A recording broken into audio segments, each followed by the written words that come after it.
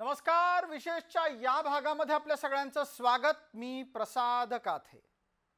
भारताशी लढायला निघालेला पाकिस्तान गळपटलाय. ऑपरेशन सिंदूरमध्ये पाकिस्तानचे अनेक हवाई तळ उद्ध्वस्त झाले. शिवाय मोठ्या प्रमाणात पाकिस्तानची सैन्य हानी पण झालेली आहे. अर्थात पाकिस्तान खुलेआम हे मान्य करणारच नाही, पण भारतानं पाकला तिथं मारलंय जिथं त्याला सर्वाधिक वेदना होतीये. म्हणजेच पाकिस्तानचे आण्विक तळ. भारत सध्या तरी या घटनेची सार्वजनिकरित्या जबाबदारी घेत नसला आणि कदाचित घेणारही नसला, तरीही जे झालंय ते पाहता पाकड्यांची सध्याची अवस्था ही तोंड दाबून बुक्क्यांचा मार अशीच झालेली आहे. आता आम्ही आपल्याला दोन दृश्य दाखवतोय. ही दोन्ही दृश्य तुम्ही अतिशय काळजीपूर्वक पाहायची आहेत, कारण गेल्या काही दिवसापासून पाकिस्तानातल्या काही भागामध्ये अत्यंत विचित्र हालचाली होताना दिसतात. ही जी दोन दृश्य आत्ता आपल्या समोर आहेत ती पाकिस्तानातल्या किराणा हिल्स या भागातली आहेत. त्या भागामधल्या नागरी वस्त्या रिकामा करायला घेतल्यात असं सातत्यानं समाज माध्यमामध्ये सांगितलं जात आहे. आपल्याला आठवत असेल, ओसामा बिन लादेनची हत्या सुद्धा पाकिस्तानातल्या सोशल मीडिया ॲक्टिव्हिस्टनी जगाच्या समोर आणली होती. आणि असेच काही पाकिस्तानातले सोशल मीडिया ॲक्टिव्हिस्ट सध्या किराणा हिल्स या भागातल्या नागरी वस्त्या रिकामा करायला घेतल्याची बातमी दृश्यांसकट जगासमोर आणतात. ही जी दोन दृश्य आपल्या समोर दिसत आहेत त्यातला पहिला भाग हा नागरी वस्तीचा आहे ज्या रिकाम्या होत आहेत. किराणा हिल या परिसरात झालेल्या हल्ल्यांची चित्र तुम्हाला दुसऱ्या बाजूला दिसत आहेत. ही किराणा हिल अत्यंत महत्त्वाची जागा आहे. ती कशी काय ते पुढच्या भागात पाहूयात, पण तत्पूर्वी जाणून घेऊयात की पाकिस्तानसारख्या प्रदेशाकडे अण्वस्त्र असणं म्हणजे केवढी डोकेदुखी असते.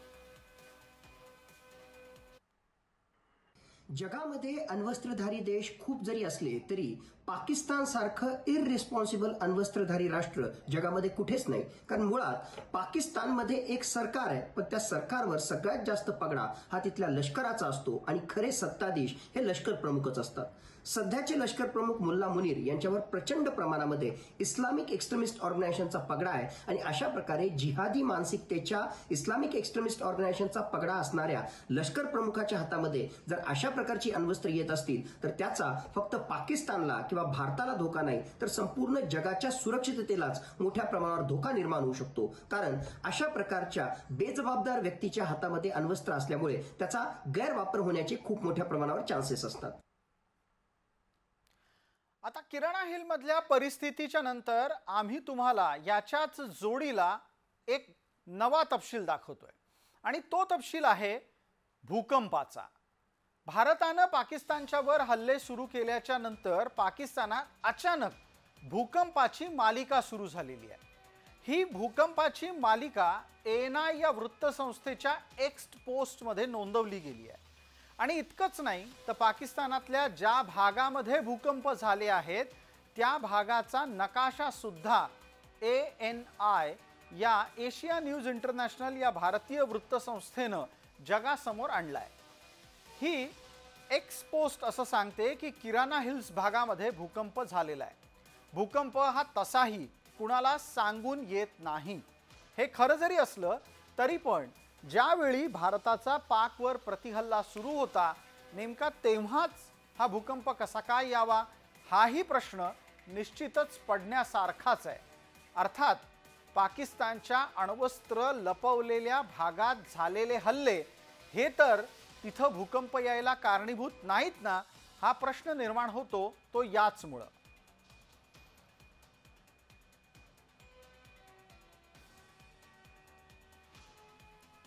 आता आपण टीव्हीवर दोन दृश्य पाहतो आहोत आणि या दृश्यांच्या निमित्तानं तुम्हाला भूकंप झालेल्या प्रदेशाला निश्चित गुगल मॅपवर कशा पद्धतीनं दिसतील ते आम्ही दाखवतोय. हा संपूर्ण परिसर किराणा हिल्स परिसर आहे. या भागामध्ये भूकंप आल्याची माहिती ANI ने दिली आहे. ANI च्या माध्यमातून हा भूकंप 12 तारखेला आला असं सांगितलं गेलंय. आणि भारतानं जेव्हा या भूभागावर हल्ले सुरू केले तेव्हा ते 10 तारखेच्या जवळपास अत्यंत थेट, अचूक आणि बिनधास्त होते.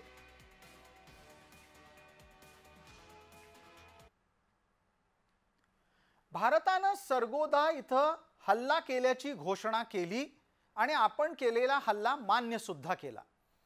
तिथं भारतानं हल्ला केला असल्यानं पाकच्या अण्वस्त्र योजनेला फटका बसल्याची चर्चा सुरू झाली. जागतिक पातळीवर सरगोदा इथं भारतानं हल्ला केल्याच्या नंतर सगळ्यांनाच अचानक काळजी वाटू लागली. खास करून महासत्तांच्या प्रदेशात तर खळबळ उडाली. कारण याच भागात आहे किराना हिल्स. या भागाचं महत्त्व लक्षात घ्यायला हवं. किराना हिल्स हे सरगोदा भागातील म्हणजेच त्या जिल्ह्यातील डोंगराळ प्रदेशाचं नाव आहे. हा डोंगराळ प्रदेश पाकिस्तानच्या संरक्षण खात्याच्या ताब्यामध्ये 1970 पासून आहे. याच भागावर फिरत असलेल्या अमेरिकेच्या उपग्रहानं 1983 ला या भागामध्ये अण्वस्त्रांच्या हालचाली टिपल्या होत्या आणि म्हणूनच हा प्रदेश महासत्तेच्या, खास करून अमेरिकेच्या नेहमी नजरेच्या टप्प्यात असतो. अण्वस्त्रांच्या वाहतुकीच्यासाठी इथं 10 लांब लचक बोगदे खणले गेले आहेत अशी गुप्तचर यंत्रणेची माहिती आहे. आणि महत्त्वाचं म्हणजे याच भागाच्या जवळ सरगोदा हवाई तळ आहे, तसंच खुशाब अणु संशोधन केंद्र सुद्धा.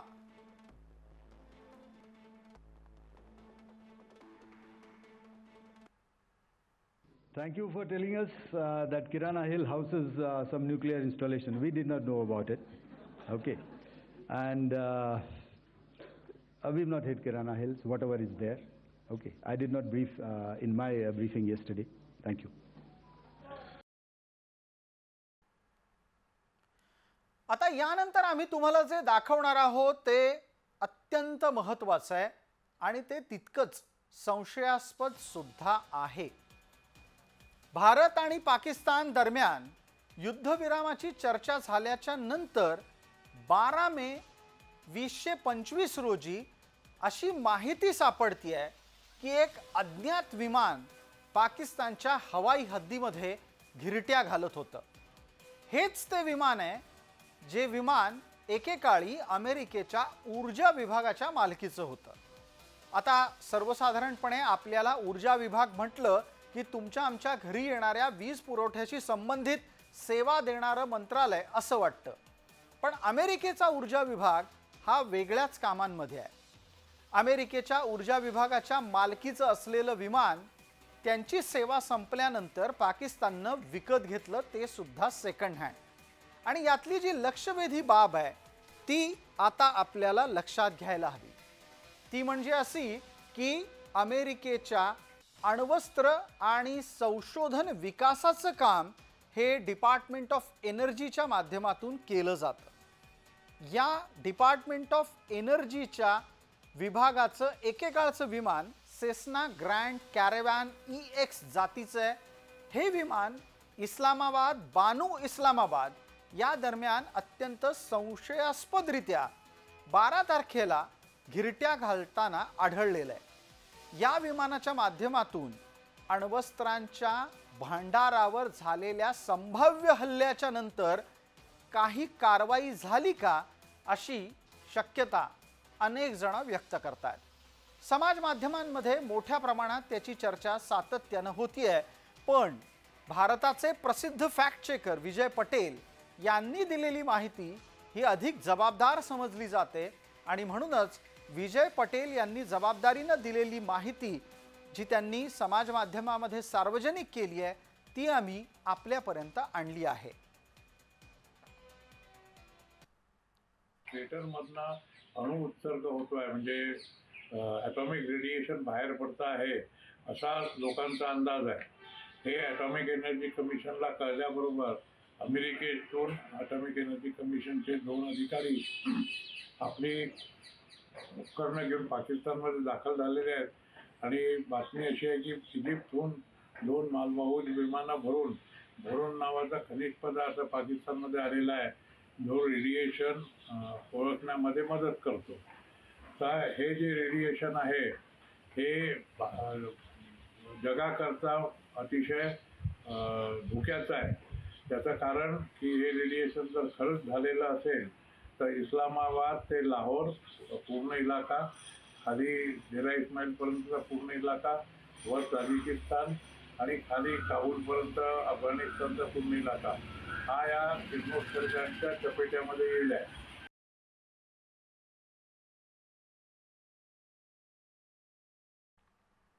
आत्ताच आपण जे विमान पाहिलं ते विमान पाकिस्तानच्या अण्वस्त्रांच्या भांडाराच्या आसपास घिरट्या मारताना दिसलं आणि या विमानाच्या माध्यमातून अण्वस्त्राच्या भांडारात जर काही गडबड झाली असेल तर होणाऱ्या संभाव्य चुका टाळण्याच्यासाठी काही पदार्थ पाकिस्तानला पुरवला गेलाय का अशी शक्यता अनेक संरक्षण तज्ज्ञ व्यक्त करतात.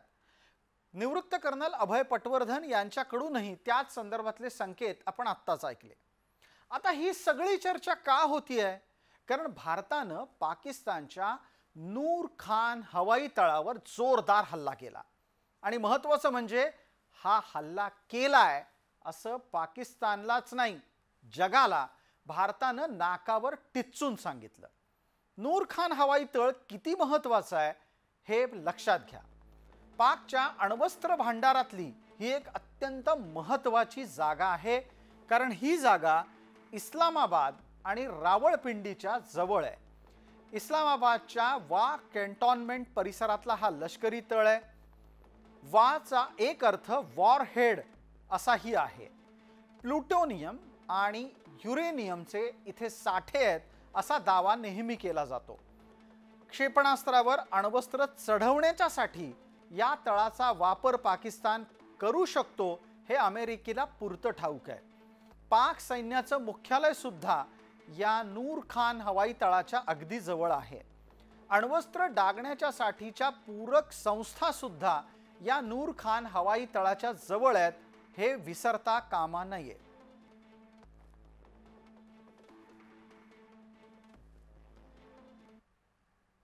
Chaklala Airfield, Noor Khan, once again a major air base, a lot of their logistic assets out here. This was the chosen complex that we intended to strike and convey a message. Next slide, please. This is how it looked before, and this is how it looked after our strike.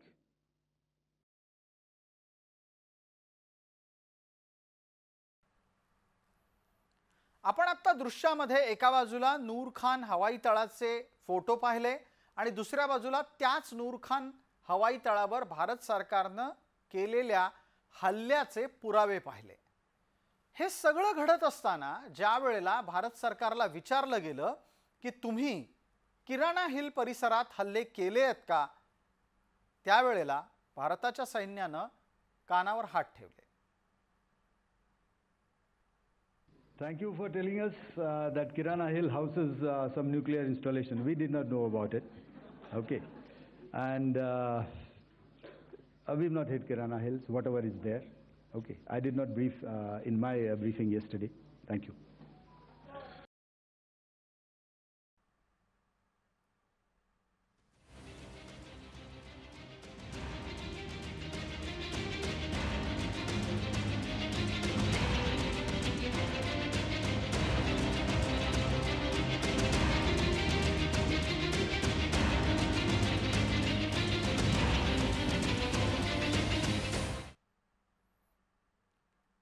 या चर्चेदरम्यान एक अत्यंत महत्त्वाचं आणि सूचक वक्तव्य झालंय ते भारताच्या पंतप्रधानांकडून.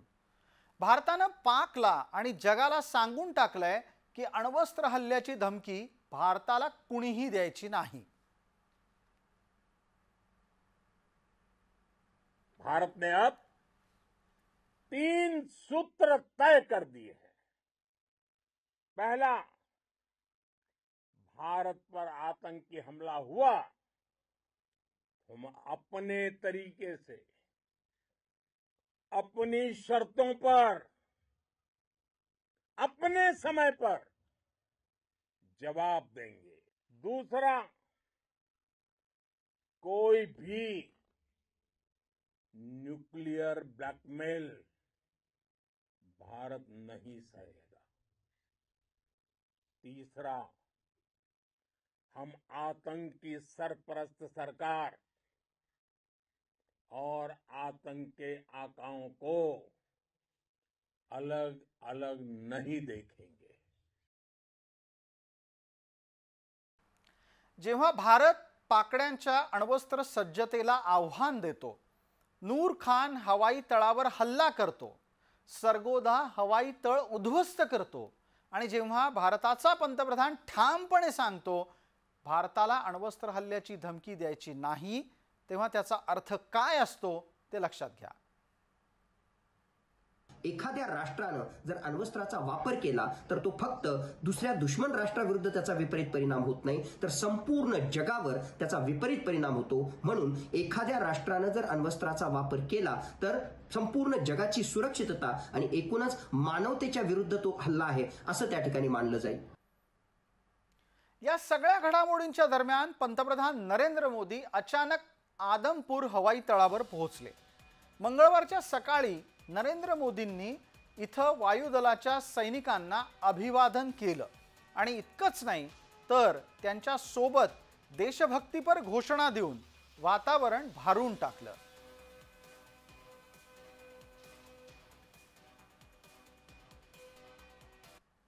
भारत माता की, भारत माता की, भारत माता की, भारत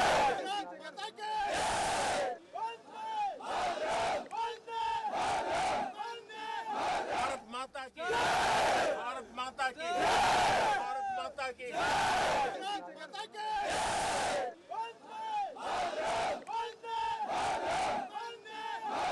भारत माता की, भारत माता की, भारत माता.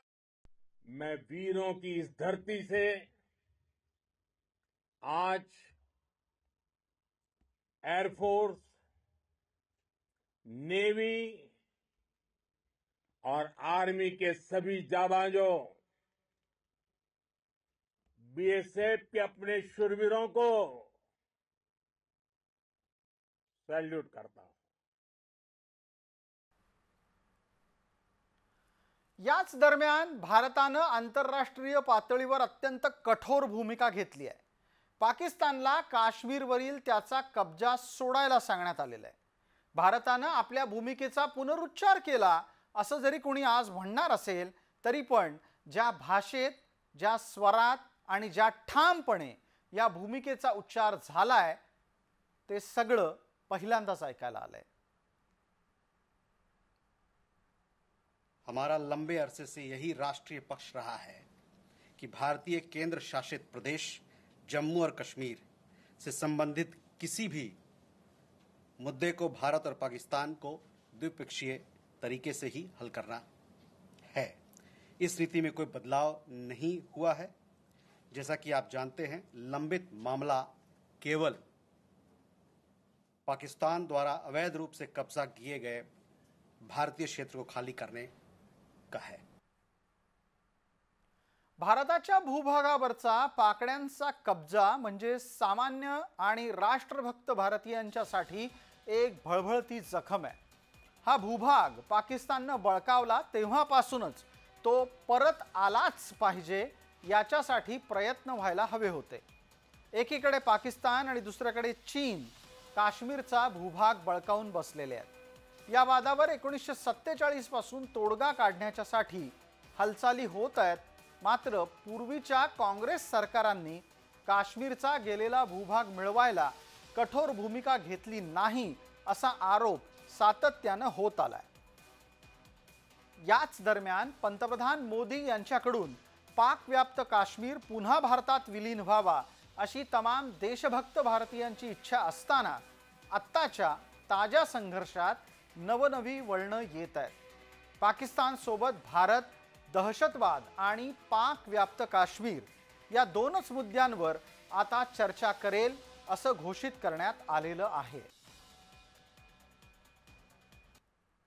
अगर पाकिस्तान से बात होगी तो टेररिज्म पर ही होगी. अगर पाकिस्तान से बात होगी तो पाक ऑक्युपाइड कश्मीर, पीओके, उस पर ही होगी.